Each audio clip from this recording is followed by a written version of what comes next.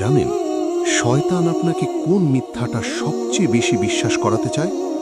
শয়তান কখনো বলে না আল্লাহকে ভুলে যাও, বরং সে খুব শান্তভাবে বলে এখনো অনেক সময় আছে। এই একটি কথার কারণেই মানুষ নামাজ কালকে পড়ে, তওবা পরে করবে বলে ভাবতে থাকে, আর ভালো কাজগুলো বারবার পিছিয়ে দেয়। কিন্তু সত্যটা হলো, আমাদের কেউ জানি না আগামীকাল সূর্য উঠলেও আমরা তা দেখব কিনা। হয়তো আজকের এই মুহূর্তটাই আল্লাহর পক্ষ থেকে শেষ সতর্কবার্তা। তাই দেরি নয়, আজই আল্লাহর দিকে ফিরে আসুন। একটি সিজদা, একটি তওবা, একটি আন্তরিক দোয়া আপনার জীবন বদলে দিতে পারে।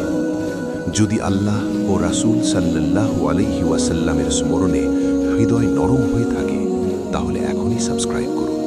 ইনশাআল্লাহ প্রতিদিন এমন একটি বার্তা আপনার ঈমানকে আরও শক্তিশালী করবে।